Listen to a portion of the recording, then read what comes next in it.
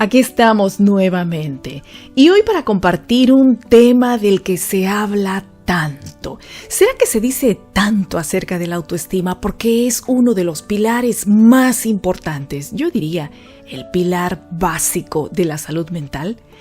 Pues sí, hoy quiero compartirte algunas ideas acerca de la autoestima, de tu autoestima, de mi autoestima. Inicio esta corta plática recordándonos uno de los dos grandes mandamientos que aparecen en la Biblia y que, por cierto, se constituye en un pasaje que lo repito a menudo en las diferentes intervenciones que tengo oportunidad de hacer. Mateo 22:39 dice: amarás a tu prójimo como a ti mismo. Vaya, ¿cómo es eso de que para amar a nuestro prójimo tenemos que amarnos primero a nosotros mismos? Pues sí, tan cierto como lo escuchas. ¿Y cómo es eso de amarnos a nosotros mismos? Es que ese es el punto de partida de la historia de la humanidad. Y el hecho de amarnos y valorarnos, de sentir aprecio por nosotros mismos, tiene su punto de partida en el origen de nuestra existencia. Verás, ¿cuál es tu origen? ¿Cuál es el mío? Quiero compartir contigo una declaración en la que creo fehacientemente. Yo soy una hija de Dios. He sido creada a imagen y semejanza suya. Y eso me permite compartirte la gran noticia de que yo soy muy valiosa, primero para Dios, y ¿por qué no serlo entonces para mí misma? ¿Comprendes la idea? Pues bien, con este fundamento bíblico paso a desarrollar brevemente una sugerencia psicoterapéutica a propósito de Nathaniel Branden, que considera que hay 6 prácticas que podemos desarrollar en la vida para mantener nuestra autoestima en niveles saludables, y no solamente eso, sino incrementarlos diariamente. Quiero decirte también que la autoestima no se queda tan solo en un concepto técnico, teórico, sino que es parte de nuestra realidad cotidiana. Y ciertamente, a nivel profesional, en la consulta, la mayoría de los casos que recibimos tienen como punto nodal de su problemática algún quiebre, algún desajuste, algo que no anda bien en términos de autoestima. Esto se desarrolla en los primeros años de la infancia, específicamente entre los 4 y los 10 primeros años.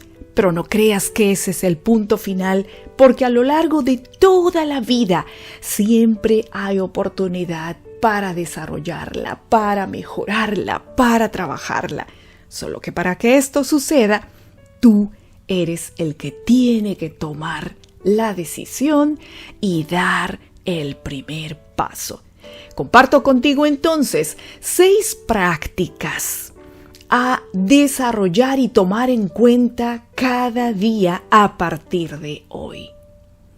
Branden sugiere que estas prácticas deben ser incorporadas en nuestra vida independientemente de cuál sea la circunstancia o aún más la historia que vivimos cada uno. Vámonos. Número 1. Vivir conscientemente. Vivir de manera consciente significa estar conectado con nuestros actos, con nuestras motivaciones, con nuestros valores y propósitos. En este sentido, lo es que tengamos una intención real de ser honestos con nosotros mismos. En particular, que te observes atentamente, sin tratar de justificar o explicar lo que percibes.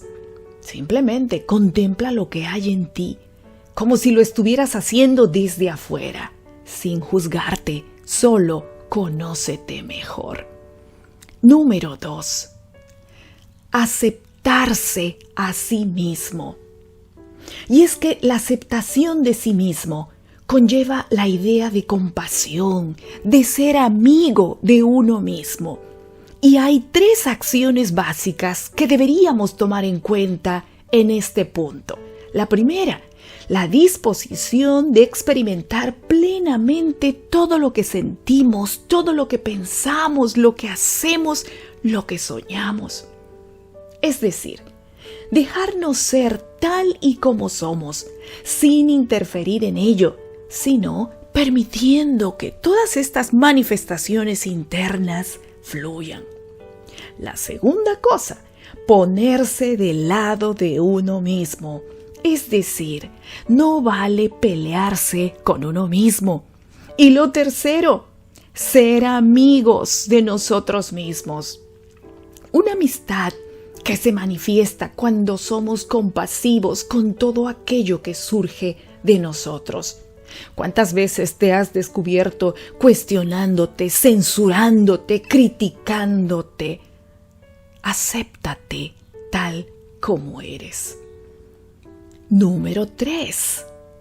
La responsabilidad de sí mismo. ¿Qué significa esto? Asumir que cada uno de nosotros es el artífice de su propia vida, ¿sí? Tú puedes construir un castillo de piedra sólida o de arena movediza en tu propia historia.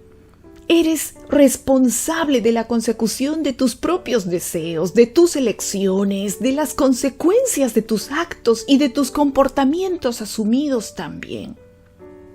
Por eso es importante asumir que nadie más que uno mismo es el que dispone de las posibilidades de vivir como decidimos. Número 4. La autoafirmación. La autoafirmación significa respetar mis deseos, respetar mis necesidades, mis valores y ser coherente con ellos. Además, buscar la forma de expresión adecuada en la realidad de cada uno de estos componentes míos. Significa la disposición de que uno puede y debe valerse por sí mismo, de ser abiertamente con los demás tal como uno es, de tratarse con respeto a sí mismo a través de todas las relaciones humanas con los demás. ¿Sabes qué significa esto? Ser auténticos. Ahora bien, eso no quiere decir que tenemos que ser impositivos, implacables con los demás. No, significa más bien el intento de valerse por uno mismo y la negativa de falsear o aparentar que somos lo que no somos solo por agradar o por no incomodar a los demás. ¿Cómo se cultiva esto? Poco a poco, siendo asertivos. Número 5. Vivir con propósito. Esto es, fijarse metas productivas que estén en concordancia con nuestras capacidades. Yo no podría ser astronauta porque tengo vértigo a las alturas, por ejemplo. ¿Me sigues? Y esas metas, al ser concretas, al ser realistas, deberían ser alcanzadas. Para ello, es necesario cultivar la autodisciplina, es decir, la capacidad de organizar nuestra conducta en el tiempo, concretando tareas y no postergándolas cuando está en nosotros el hacerlo. Ayuda mucho que nos evaluemos periódicamente para comprobar si verdaderamente estamos encaminados o no en lo que nos hemos propuesto. También ayuda a valorar cada logro que obtenemos. Es decir, no podemos vivir al azar y esperar que el día caiga encima de nosotros sin habernos propuesto nada. Y finalmente, número 6, la integridad personal. Tiene que haber una coherencia entre nuestros valores, nuestros ideales y la práctica de nuestro comportamiento. es que la conducta debe reconducirnos siempre a los valores en los que estamos planteados. Significa cumplir con nuestros compromisos, con nuestra palabra y genera confianza en quienes nos conocen. Este es el aspecto moral de la autoestima y por supuesto que debemos tomarlo en cuenta.